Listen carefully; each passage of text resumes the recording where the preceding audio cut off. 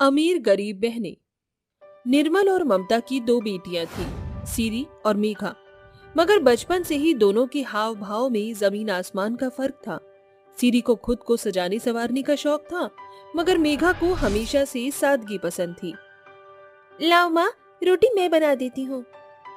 अरे बेटी, अभी तो तुझे कामों से छुट्टी मिली है और तू यहाँ चली आई माँ का हाथ बटाने। एक तू है जो दिन भर खुद से खोज खोज कर काम करती है, और एक तेरी बहन है दिन भर चेहरे की लीपा पोती में लगी रहती है। घर के बनते बिगड़ते कामों से कोई वास्ता नहीं, ख्वाबों में ही रहती है। माँ, सबका स्वभाव एक सा थोड़ी ही होता है।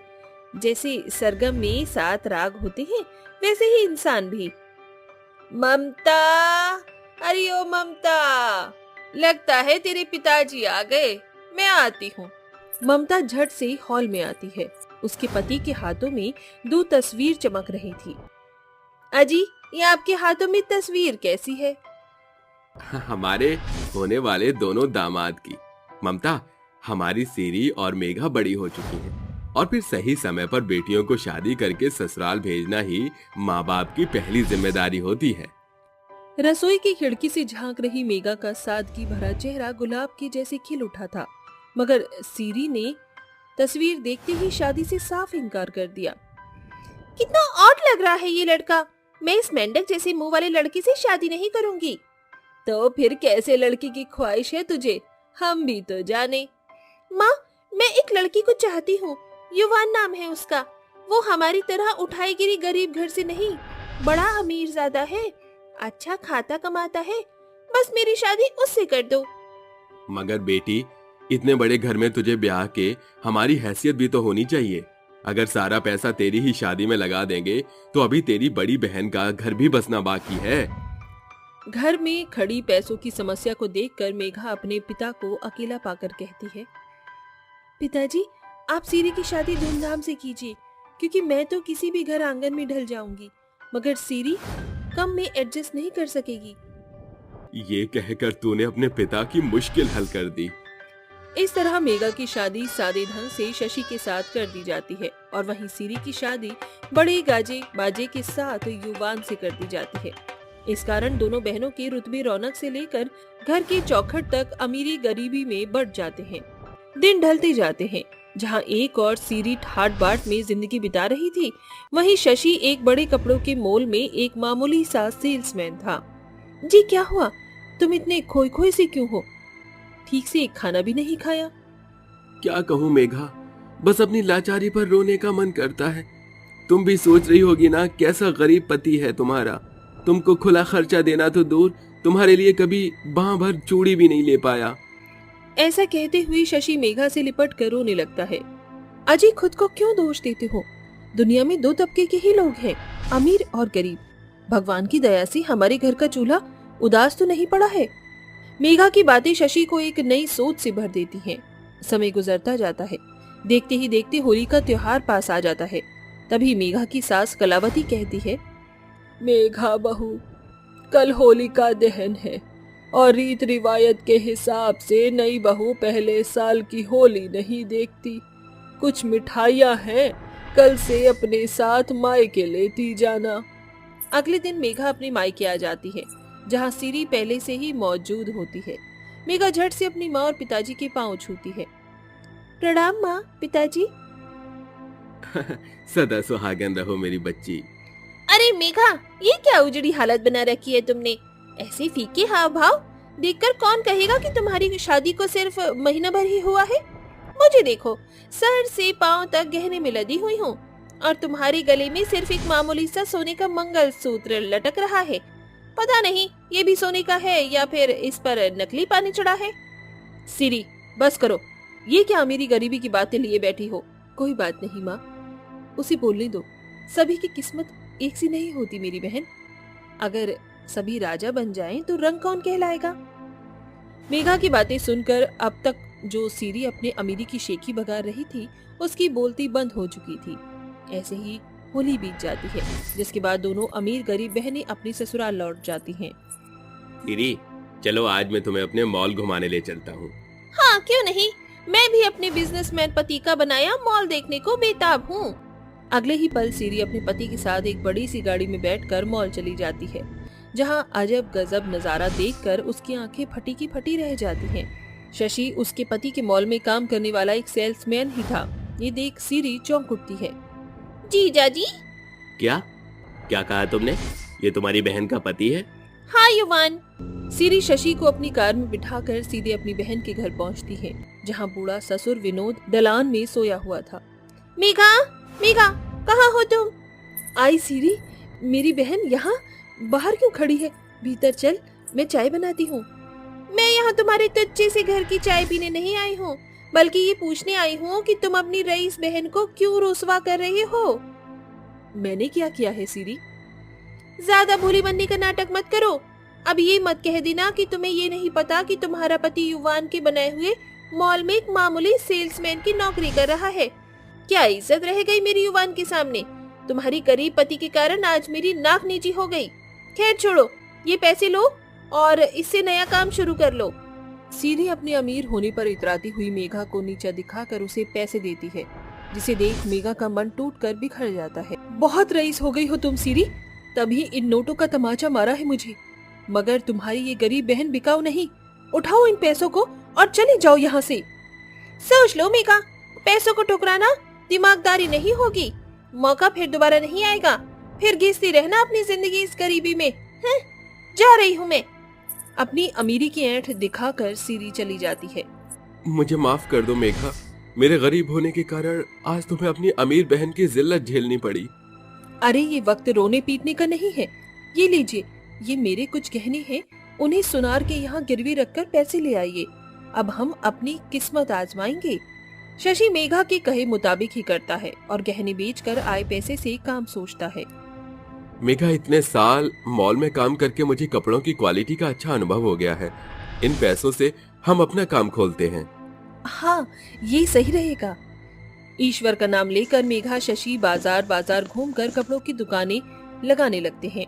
उनके कपड़ों की ऊंची गुणवत्ता और सीमित दाम के कारण धीरे धीरे बाजार में उन्हें अच्छी खासी पहचान मिल जाती। वहीं दूसरी ओर युवान के मॉल में कपड़ों के बढ़ते दाम के कारण खरीदारी करने वाले ग्राहक एकदम पीछे हटने लगते हैं। देखिए, ईश्वर की दया हम पर प्रबल हुई है, हमारा काम जम गया। ये सब कुछ तुम्हारे साथ से साकार हुआ है मेघा, वरना मैं आज भी किसी की नौकरी चाकरी कर रहा होता।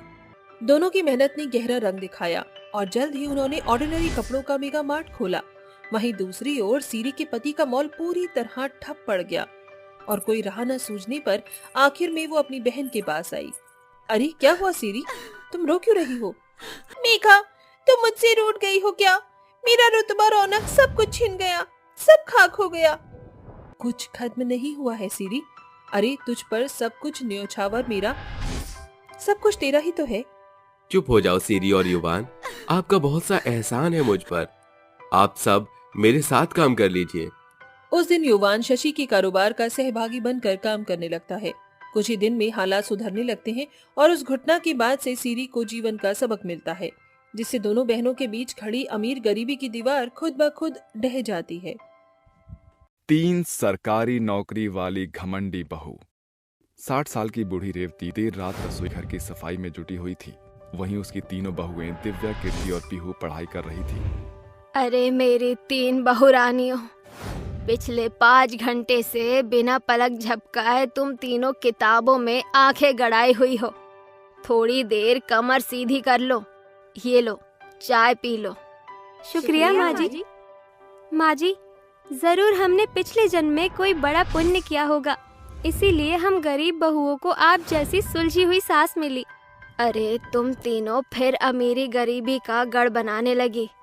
देखना, वो दिन दूर नहीं जब तुम तीनों की कड़ी मेहनत रंग लाएगी और तुम सरकारी मुलाजिम कहलाओगी। पुरानी दौर से होने के बावजूद भी रेवती देवी ने अपनी बहुओं को बेटियों का दर्जा दिया है। उन तीनों के पति प्राइवेट नौकरी करते हैं। पति के पैसे और सास के सहयोग से तीनों बहू सरकारी नौकरी की पढ़ाई कर रही हैं। लंबे अंतराल के बाद उनकी पढ़ाई पूरी होती है और तीनों बहू सरकारी नौकरी की परीक्षा देती हैं, जिसमें वो अव्वल अंकों से पास हो जाती हैं। माँ जी, हम तीनों बहुओं का बरसों का सपना मुकम्मल हो गया। तो बताओ तुम तीनों को कौन कौन सा पद प्राप्त हुआ? माँ जी, मैं आईपीएस बन गई और मैं डॉक्टर बन गई हूँ। मैं किस्मत से अपने ही शहर की कलेक्टर बन गई हूँ। ये सुनकर रेवती की आंखों में आंसू झलक आते हैं, जिसे देख उसकी बहू बोलती है, ये क्या माँ जी, इतनी खुशी के मंजर पर आप रो रही हैं? बस बहू, खुशी आंखों से बूंद बनकर बह गई। 2 दिन बाद। माँ जी, बड़ी खुशखबरी है। कलेक्टर के पद के चलते सरकार की ओर से आपकी इस बहू को बड़ा बंगला मिला है। अब हमें इस तुच्छ से घर में गुजर बसर करने की जरूरत नहीं। बहू, बेशक से हमारा ये घर छोटा है, मगर इस घर में हमारी बहुत सी मीठी यादें बसी हैं। माँ जी, आप भी एकदम बॉर्डम रह जाएंगी। शायद आपको स्लम्स एरिया में रहने की आदत पड़ चुकी है, इसीलिए आपको शान शौकत रास नहीं आ रही। मगर अब हम यहाँ नहीं रहेंगी। हमारे सीनियर्स अगर हमें यहाँ देखेंगे तो हम बहुओं की बेइज्जती हो जाएगी। और नहीं तो क्या, अब आपकी बहू सरकारी नौकरी वाली है। अपनी नहीं तो हमारी छवि का ख्याल कर लीजिए। हाँ बहू, अब तुम पढ़ी लिखी नौकरी पेशा बहू के सोच से मुझ बूढ़ी की सूझबूझ कहाँ मेल खाएगी। जिसमें तुम खुश हो मुझे मंजूर है। मगर माँ, रहने दे बेटा। इस तरह 3 सरकारी बहू की बदले रंगत के चलते एक ही झटके में रेवती देवी के छोटे आशियाने में ताला लग जाता है और वो तीनों सरकारी सर्विस वाले बहू के बंगले में आ जाती हैं। दिन सप्ताह और सप्ताह महीनों के मंजर में बीतते जाते हैं। 6 महीने के भीतर ही तीनों सरकारी बहू अपने कर्तव्य के प्रति फीका रुझान कायम करने लगती हैं, या फिर यूं कहें कि अब वो अपने पद से पूर्णतया गैर जिम्मेदार हो चुकी थी। अस्पताल के कमरे में अपने चेयर पर बैठी दिव्या मजे से मोबाइल चला रही होती है। तभी मरीज भीतर आता है। अरे ओ घुसट बूढ़े बकेट, बिना मेरी इजाजत के भीतर कैसे घुसा चला रहा है? डॉक्टरनी साहिबा, पिछले 3 घंटे से मैं बीमार बूढ़ा एक पांव पर खड़ा हूँ। एक बार मेरा जांच पड़ताल कर लीजिए। अरे तेरी बीमारी क्या मेरे बला से हुई है? मैंने कहा था क्या सिगरेट बीड़ी की कश मारने को? बस बीमार होने का ढोंग रचाकर चले आते हैं मुंह उठाए। मगर डॉक्टरनी साहिबा, सरकार आपको हम मरीजों का भला चंगा करने का ही तो पगार थमाते हैं ना। बस कर ये बकवास, अब तेरी जांच करेगी मेरी जूती। सिक्योरिटी। जी डॉक्टर दिव्या। धक्के मारकर बाहर फेंको इस सन की सठियाए बूढ़े को। इस तरह डॉक्टर दिव्या अपनी फुहरता के चलते फर्ज को अनदेखा करके बेचारे बीमार के साथ दुर्व्यवहार करके उसे बाहर कर देती है। आंखों में आंसू लिए वो बूढ़ा पुलिस चौकी का दरवाजा खटखटाता है, जहाँ टेबल पर पांव पसारे खाकी वर्दी पर बैठी हुई पीहू कहती है, अरे ओ चिंदी चोर चेतन, जल्दी से एक कड़क कटिंग चाय ला मलाई मार के। उस मरीज का सर बेहोशी की बोझिलता से घूम रहा था, जिसके चलते वो कुर्सी खींचकर बैठ जाता है। ये देखकर पीहू अपनी पुलिसगिरी का रौब झाड़ते हुए बिगड़ जाती। अरे ओ फटे दूध की फफूंदी, बगैर पुलिस की परमिशन के तेरी जुर्रत कैसे हुई यहाँ बैठने की? चलो इंस्पेक्टर साहिबा, मेरी तबीयत ठीक नहीं है। अरे ओ बूढ़े, बंद कर ये बहानेबाजी। मैं कंप्लेन दर्ज कराने आया हूँ। कंप्लेंट का टाइम खत्म हो गया, कल आना। चल अब कल्टी मार। मगर अभी तो पुलिस चौकी खुले आधा पहर भी नहीं बीता। अरे कितना माथा पच्ची करता है तू। कहा ना तेरे को कल आना, अभी पतली गली पकड़ना। ऐसा कहकर पीहू उस बूढ़े बीमार बदहाल को भगाने लगती है। आप जैसे चंद सरकारी मुलाजिमों ने सिस्टम का सत्यानाश कर रखा है। बस पुलिस चौकी में महीना पार करके मुफ्त की पगार उठा रहे हो। ये सुनकर गुस्से से उबलते हुए पीहू उस बूढ़े को पुलिस चौकी से बाहर धकेलकर बोलती, सुन ले बुढ़ऊ, आइंदा इस पुलिस स्टेशन के बाउंड्री के आजू बाजू भी दिखाना तो खल्लास कर दूंगी तुझे। काश सरकार देख सकती कि खाकी पहनकर खुलेआम पुलिस वाले कैसे गुंडागर्दी करते हुए मसलूबों को मार रहे हैं। समय गुजरता है। एक दिन तीनों बहू देर रात शॉपिंग से घर आती हैं। भाभी, पीहू, आप तीनों इतनी देर रात घर आ रही हैं। माँ एक शाम से आप तीनों की राह ताक रही है। कहाँ रह गई थी तुम तीनों? इतनी देर कैसे लगती है घर आने में? चिंता के मारे मेरा जी बैठा जा रहा था। माँ जी, अभी सिर्फ रात के 10 बजे हैं, मगर आप तो आपके बॉडम बेटे ऐसे चौंक रहे हैं जैसे पहाड़ टूट पड़ा हो। अरे हम शॉपिंग करने गई थी, देखिए पूरे 2.5 लाख की शॉपिंग की है हमने। 2.5 लाख? बहू, हर माह तुम तीनों ऐसे ही बावरी बनकर लाखों की शॉपिंग करती रहोगी तो क्या फायदा तुम्हारे सरकारी नौकरी का? मेरी मानो तो अब तुम बचत के बारे में सोचो। माँ जी, हम कोई अपने पति की तरह 15,000 की पगार में प्राइवेट नौकरी नहीं कर रहे। हम तीनों बहू सरकारी सर्विस वाली है, महीने का लाखों कमाती है। अब हमारी चिंता छोड़ दीजिए, क्योंकि हमारी नौकरी 60 साल की उम्र तक तय है और इसके बाद भी एक अच्छे मूल्य का पेंशन भी तो आएगा। रहने दो माँ, सरकारी नौकरी ने आपकी तीनों बहुओं को घमंडी बना दिया है। ऐसे ही समय बीतता है जिसके साथ तीनों बहुओं का घमंडी स्वभाव बढ़ चढ़कर बुलंदी के शिखर पर पहुंचता है। एक दिन कुछ गरीब किसान कलेक्टर कीर्ति के पास पहुंचते हैं। कलेक्टर साहिबा, हम गरीब किसान गांव के रईस जमींदार के द्वारा करों की मार झेलकर हम गरीब किसान के कंधे कर्जों के बोझ तले दब गई हैं। हमारी आपसे अपील है कि सरकार तक हम गरीबों की गुजारिश को पहुंचाइए। हाँ, अरे मैं क्या तुम्हें डाकिया दिखाई देती हूँ? तुम्हें तो तुम्हारा मुआवजा मिल जाएगा, मगर बदले में मेरे हाथ क्या आएगा? ठेंगा।